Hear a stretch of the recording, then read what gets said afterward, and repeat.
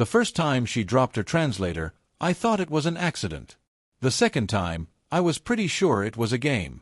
And by the third time, everyone in the mess hall was staring, and I couldn't decide if I was the butt of the joke or the unwilling star of some interstellar comedy show. Her name was Zira. At least, that's how the translator rendered it. Soft consonants, a liquid roll at the end, like a purr trapped in crystal. She was from a species whose actual name sounded like somebody gargling marbles in a waterfall, so Zira it was. Humanoid enough to blend in at first glance. 2 arms, 2 legs, a face where you expected one, but then the differences started to hit you. The faint opalescent sheen of her skin, the elongated pupils, the hair that shimmered like spun silver under the sterile ship lights. And, of course, the translator clipped to her collar, the one she kept accidentally dropping. It hit the metal floor again with a soft clink, the kind of sound that silenced background chatter like a stone in a pond. Zira gave a theatrical sigh, bent at the waist far too slowly, and retrieved the device. Her posture made it impossible not to notice the curve of her form, as if she were deliberately stretching out every second of the movement. When she straightened, translator in hand, she caught me staring, and smiled like she'd just won a hand of cards I didn't even realize we were playing. "Oops," she said, voice faintly distorted through the device. "Clumsy me." The table erupted in laughter. Not mean laughter, exactly. More like the kind you hear when someone tells a story at your expense and everyone finds it hilarious except you. I forced a chuckle, trying to shrug it off. The galaxy was vast, full of cultures I didn't understand. Maybe this was just how her people flirted, or mocked, or both. Either way, I was on the spot. "Maybe you should tie it to your collar," I said, keeping my tone light. "Like mittens for kids." That got another round of laughter, though this time at least some of it was directed her way. Zira tilted her head, the way she always did when she was deciding if something was offensive or fascinating. Then, without breaking eye contact, she let the translator slip through her fingers again. Clink.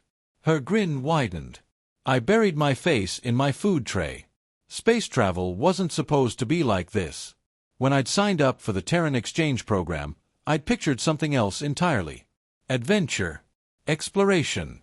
The thrill of being one of the few humans on a multi-species vessel, a cultural ambassador bringing good old Earth ingenuity to the stars.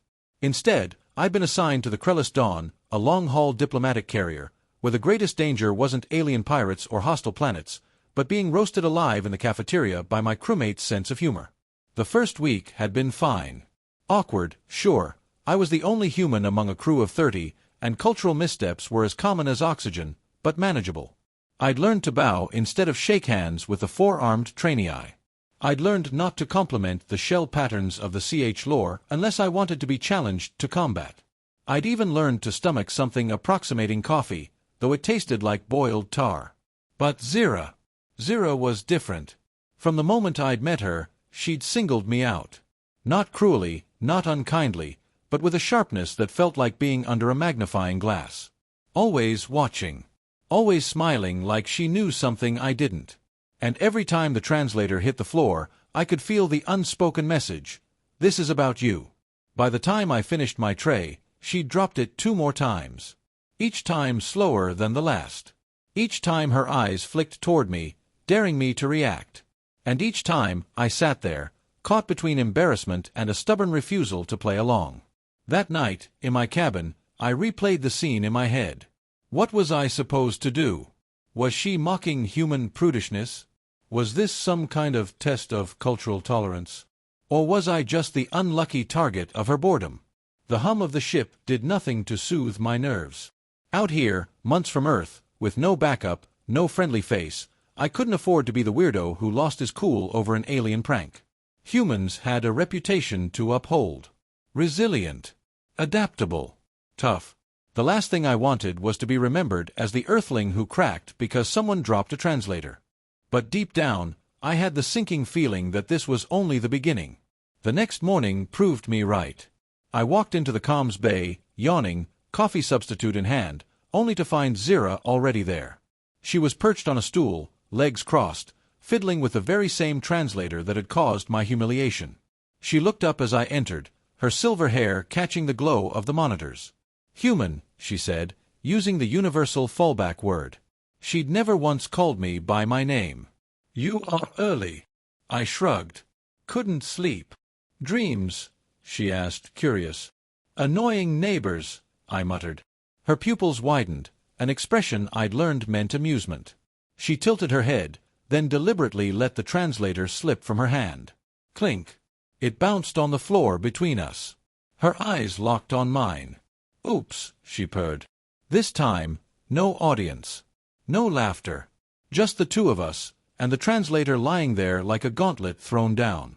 I felt my jaw tighten. I bent and picked it up first. "Careful," I said, placing it back in her hand. "You dropped this during an away mission, and you're going to wish someone tied it to your collar." Her smile flickered. For a split second, I thought I'd won.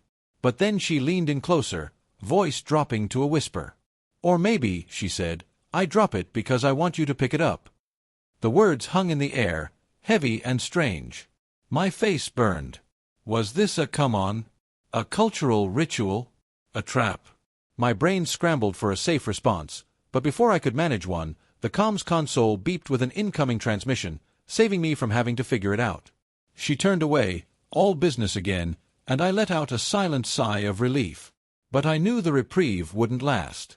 Zira was playing a game, and whether I liked it or not, I was her chosen opponent. Life aboard the Krellis Dawn settled into a pattern after that. Or maybe spiral was a better word. Every day, she found new excuses to drop that damned translator in my presence. In the hallways. In the lab.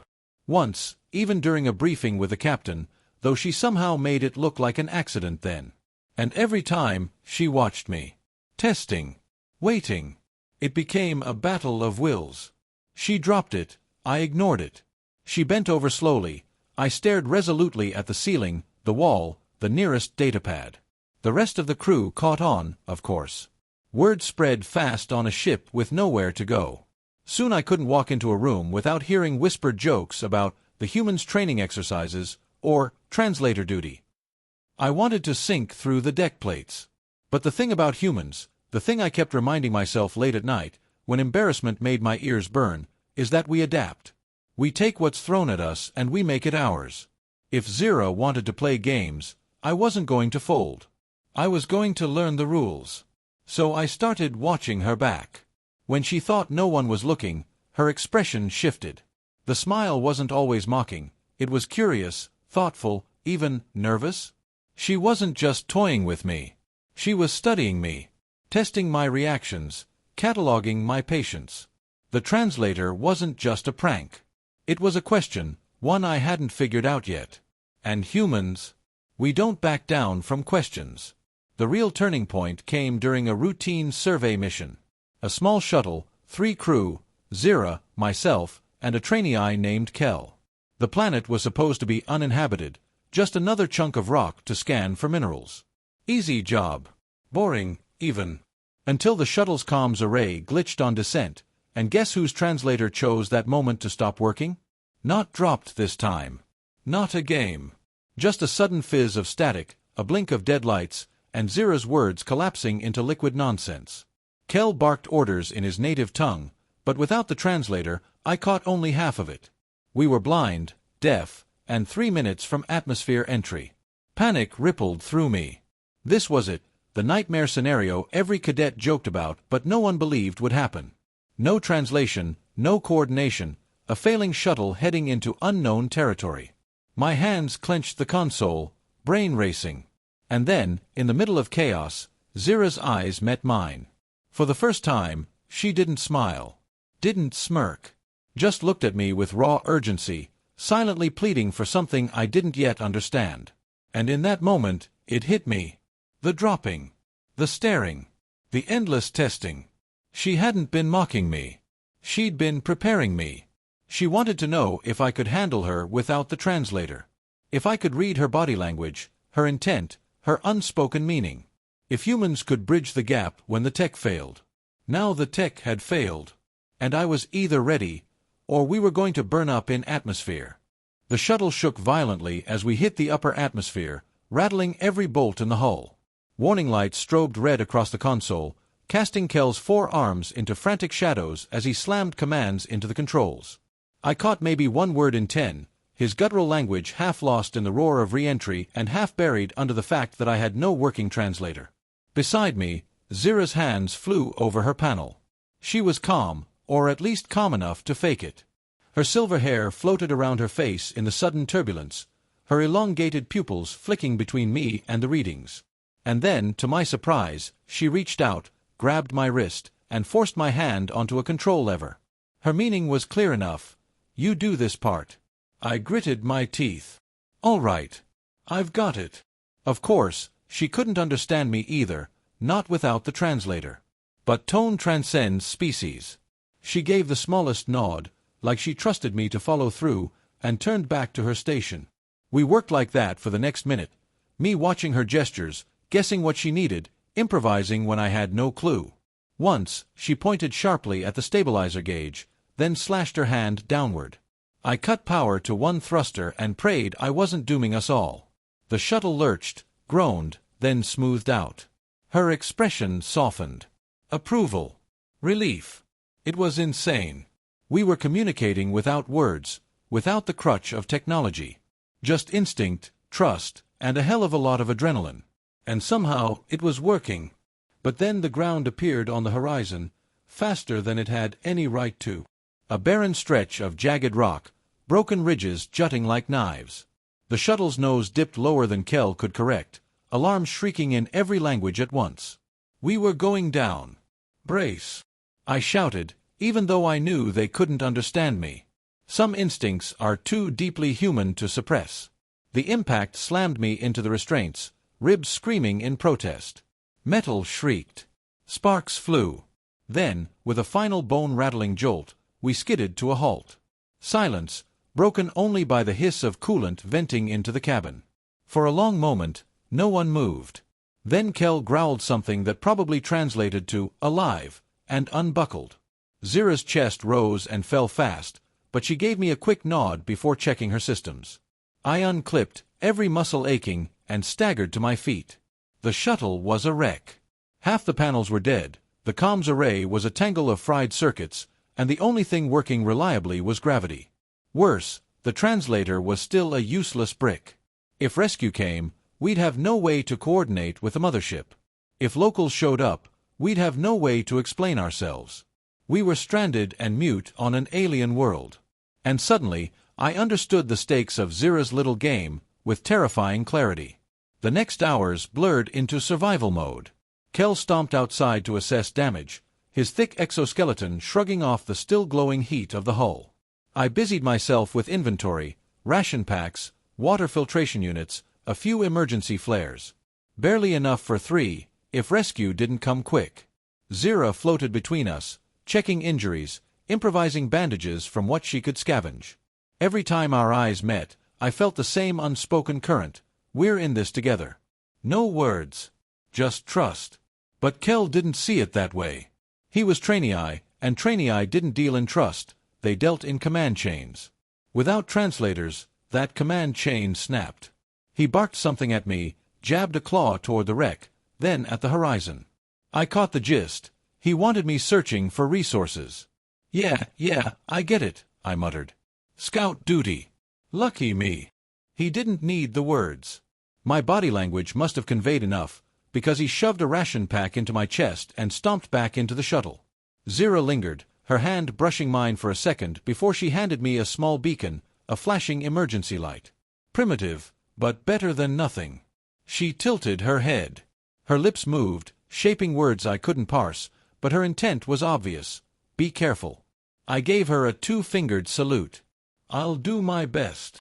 And then I stepped into the alien landscape. The planet was as barren as it looked from orbit. Jagged ridges stretched for kilometers, the ground a mosaic of black stone and dust. No vegetation. No signs of water. Just wind whistling through the rocks and the occasional distant rumble, like the world itself was unsettled. My boots crunched against the uneven ground as I picked my way forward, scanning for anything useful. The truth was, I felt naked without words. Back on the ship, even in the middle of Zira's games, I'd had language. No. Just silence and guesswork. It made me realize how much humans lean on communication, not just for instructions, but for reassurance. Out here, alone, my thoughts rattled loud in my skull. I wondered if that was why Zira had tested me so hard. Maybe she knew how dangerous silence could be. A glint of movement on the horizon snapped me out of it. Something metallic, reflecting the dull sun. My pulse spiked. Wreckage. Equipment. Or worse, locals. I ducked behind a rock and peered closer. The shape resolved into a cluster of structures, low, domed, and unmistakably artificial. My stomach dropped. The survey logs had said this world was uninhabited. Either they were wrong, or someone had built those after the last scan. Either way, it meant trouble. By the time I scrambled back to the shuttle, sweat slick under my suit, dusk was already falling. Zira was waiting just outside, scanning the horizon. When she saw me, her eyes narrowed, reading my urgency even before I reached her. I mimed domes with my hands, pointed out toward the ridge, then crossed my wrists in an X. Not safe. Her pupils widened. Alarm. She grabbed my arm and pulled me inside. Kel was less receptive. The moment I tried to warn him, he barked what I assumed were curses and slammed a claw on the console. He didn't want pantomimes. He wanted orders, plans, hierarchy.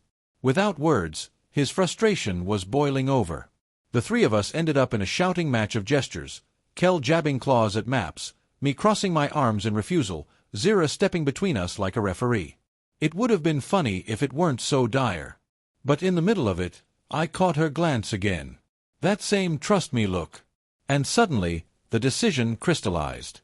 I slammed my hand on the emergency kit, pulled out the beacon, and mimed setting a trap. A lure. Something to draw attention away from the shuttle if the locals came sniffing. Zira's face lit with recognition. She repeated the gesture, sharper, more refined, then added one of her own, laying stones in a pattern. Ambush. Kel grumbled, but when Zira sided with me, he finally relented. 3 beings, 3 species, no common tongue, but somehow we'd made a plan. That night, the planet's temperature plummeted. We huddled in the shuttle's remains, ration heaters glowing faintly. Zira sat close, her shoulder brushing mine, her silver hair shimmering faintly in the dim light. Neither of us spoke, couldn't speak, but it didn't matter.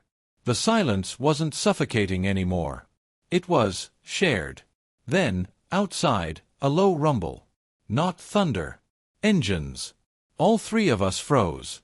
Kel's claws tightened around a makeshift weapon, half a broken strut, sharpened on the rocks. I grabbed the beacon, flicked it on, and tossed it into the distance. The flashing light skittered across the dark landscape like a firefly.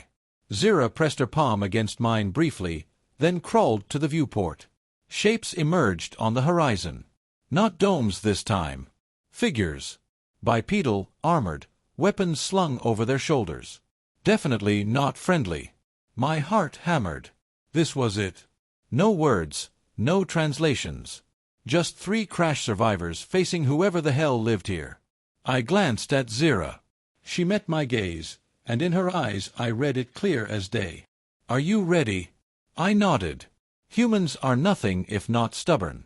Whatever came next, I wasn't backing down. If words had failed us, we'd just have to prove ourselves another way. And for the first time since this whole nightmare started, I didn't feel like the punchline of a joke. I felt like the answer to it. The first figure stepped into the edge of our beacon's glow, armor glinting under the twin moons. He was tall, easily a head taller than Kel, and his silhouette was angular, with shoulders hunched forward like a predator's.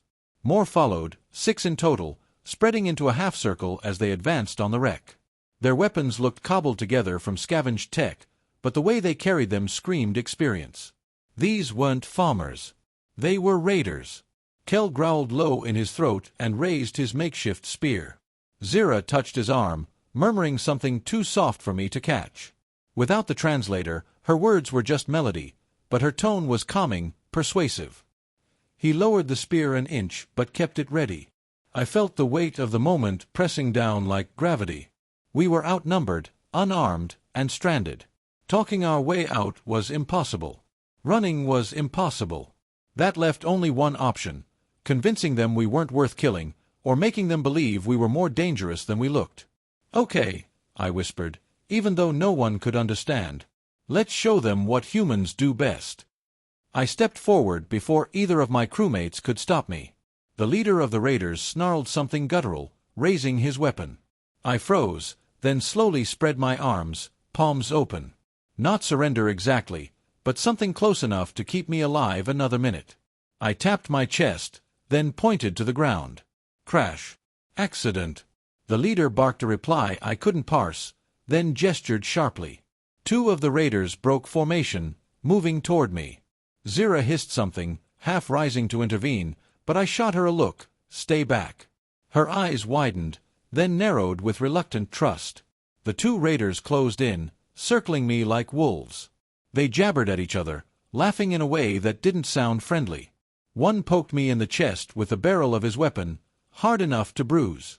I stumbled back a step but didn't flinch further. I couldn't afford to show weakness. Then I noticed it, the flicker of recognition in their eyes when they touched my uniform. Not curiosity. Greed. They wanted salvage. Tech. Maybe even us. An idea sparked. Dangerous. Reckless. But human ingenuity doesn't thrive on safe bets. I reached into my belt pouch and pulled out the one thing I'd grabbed before leaving Earth, a lighter. Just a cheap, metal flip-top. The raiders stiffened instantly as flame bloomed in my hand, licking upward in the cold night. Fire, the original human magic trick. Their laughter stopped. I closed the lighter with a snap, then opened it again, holding the tiny flame aloft. Then I blew it out. Then lit it again. Their eyes followed, wide, wary. I exaggerated a grin, leaning into the madness. If they thought we were desperate survivors, they'd strip us for parts. But if they thought we were unpredictable, dangerous, that might buy us time. The leader growled something sharp and snapped his fingers. One of the raiders lunged, grabbing for the lighter. Too slow. I'd anticipated it. I flicked the flame up and touched it to the edge of his armor strap. Synthetic fabric blackened and curled in an instant. He yelped, stumbling back, patting at the embers. The half-circle wavered. Their certainty cracked. Behind me, Kel roared approval, thumping his chest. Zira caught on instantly.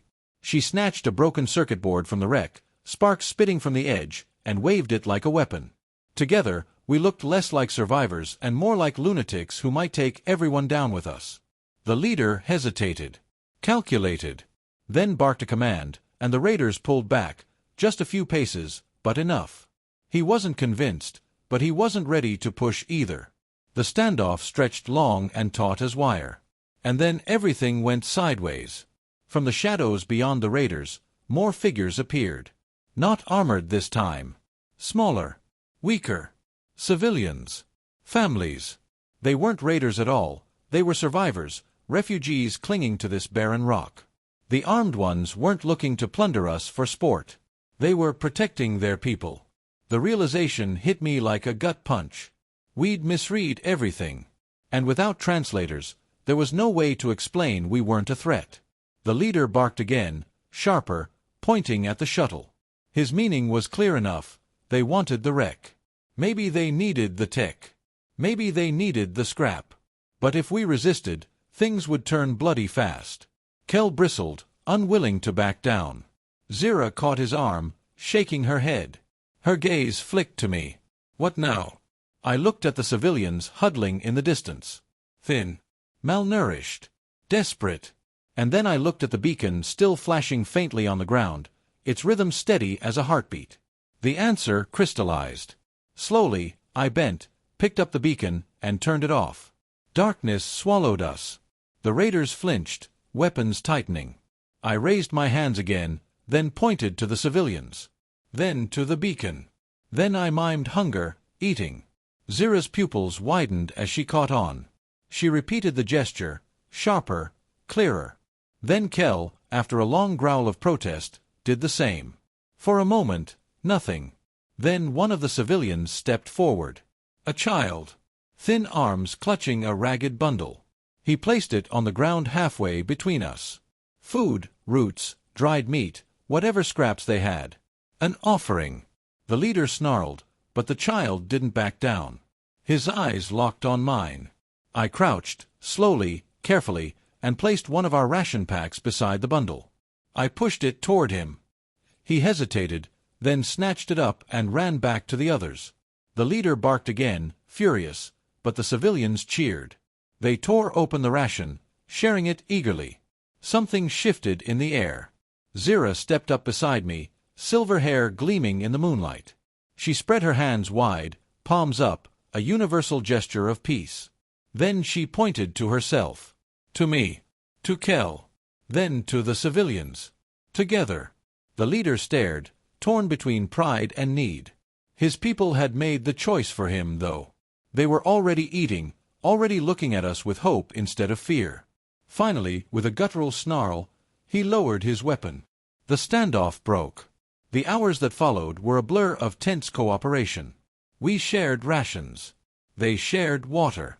Zira rigged a heating unit from the shuttle's wreckage, enough to warm a circle of families. Kel stalked the perimeter like a guard, his posture radiating threat to keep the armed ones in check. And me? I became the bridge.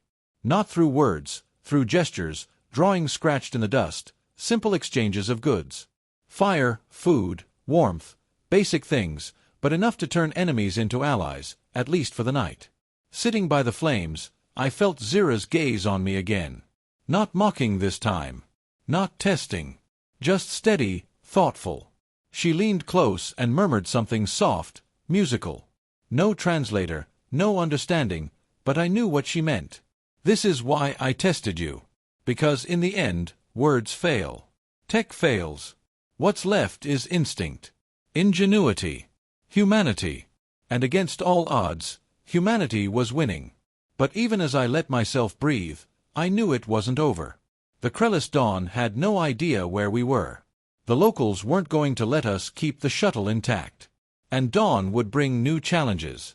Still, as the flames flickered and the stars wheeled overhead, one thing was certain. We weren't just surviving anymore. We were building something stronger than translation.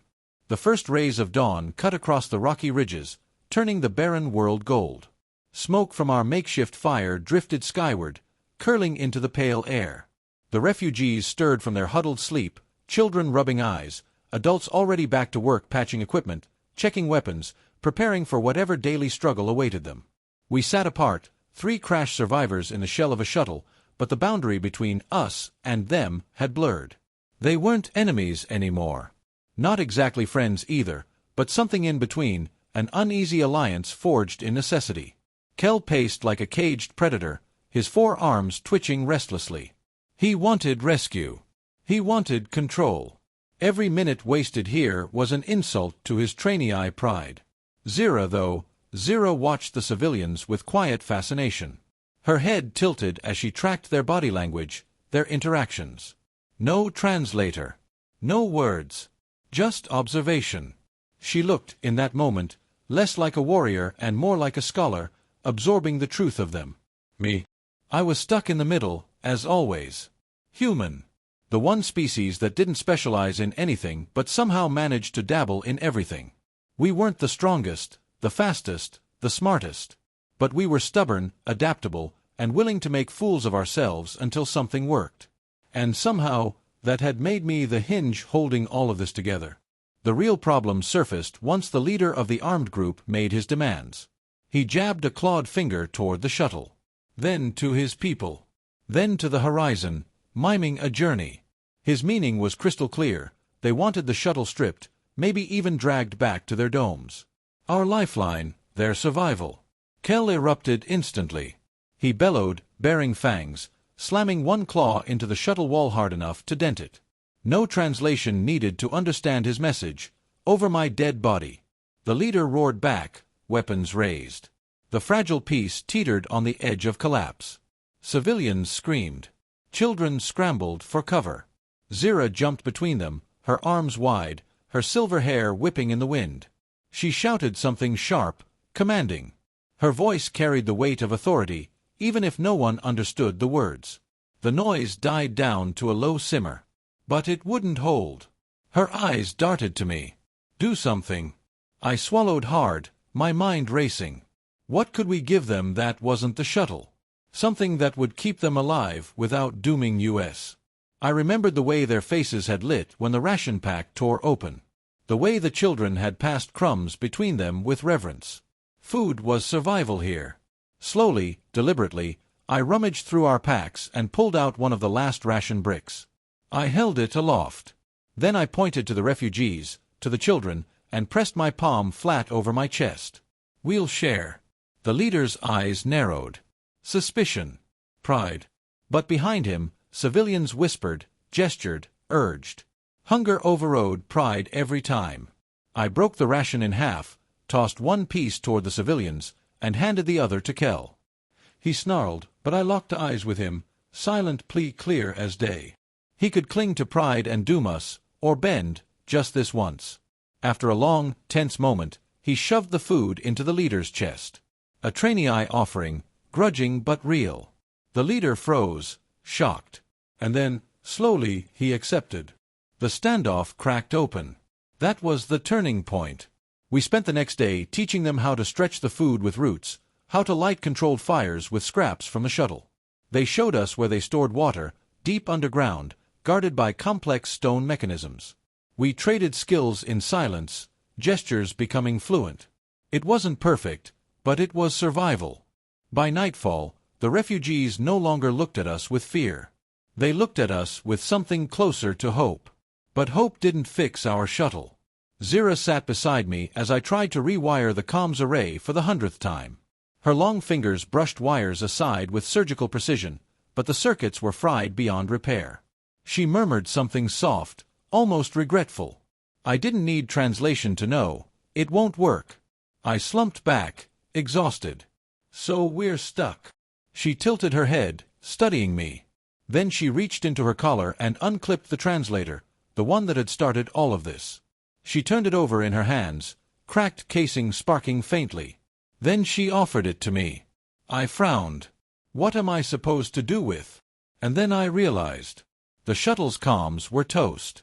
But the translator wasn't just a speech device. It was a transmitter too, albeit a short-range one. If I could boost its signal through the shuttle's auxiliary power, maybe, just maybe, I could ping the Krellis Dawn. My heart kicked into overdrive. You brilliant, infuriating, crazy genius. Zira's smile widened. Oops, her eyes seemed to say. The next hours were a blur of scavenging and improvisation. Kel reluctantly lent his strength, tearing panels free. Zira fetched components with unerring precision. I cobbled them together with more duct tape and stubbornness than science.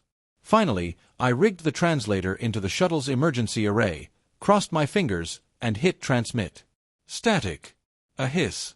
Then, faint and broken, Krellis Dawn, identify. Relief flooded me so hard I nearly collapsed. I slammed the transmit again, yelling into the static, "This is Walker! Shuttle down, 3 survivors, requesting pickup." The signal flickered, unstable. But it was enough. They'd heard us. Rescue was coming. Dawn of the 3rd day, the Krellis Dawn descended like a star into the barren sky. Shuttles swept over the ridges, dropping relief supplies, medics, engineers. The refugees shielded their eyes, awe etched across their faces. For them, this was no rescue, it was salvation. As crews swarmed our wreck, Kel straightened to his full height, pride restored. Zira lingered beside me, her expression unreadable. The translator, battered but functional, still sat wired into the array. She picked it up, clipped it back onto her collar, and for the first time in days, her voice came clear. "You surprise me, human." I laughed, half delirious with relief. "You've been saying that since the mess hall." Her smile was softer now. When I dropped the translator, I wanted to see if you would notice. If you would bend or break. But here, when words failed, you became something else. Something your kind is very good at being. I raised an eyebrow. What's that? Unstoppable. The refugees were relocated to a nearby colony world, given supplies, given a chance. The leader never spoke to me directly, even once the translators came back online. But when we parted, he clasped my wrist in the human way, awkward, hesitant, but real. A gesture stronger than words. Back aboard the Krellis Dawn, life began to return to normal. Kel boasted endlessly about his bravery. The crew teased me about my fire trick until my ears burned. And Zira, she only smiled when the translator slipped from her hand in the mess hall again.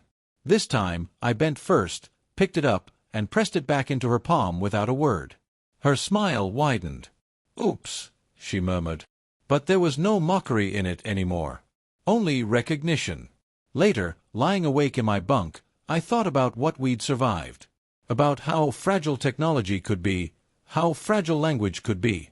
And about how, somehow, in the silence between words, we'd found something stronger. Humans are loud, messy, awkward creatures. But when stripped down to instinct and grit, we're damn hard to stop. And maybe, just maybe, that's why the galaxy keeps testing us. Because no matter how many translators hit the floor, we'll always find a way to pick them back up and keep going.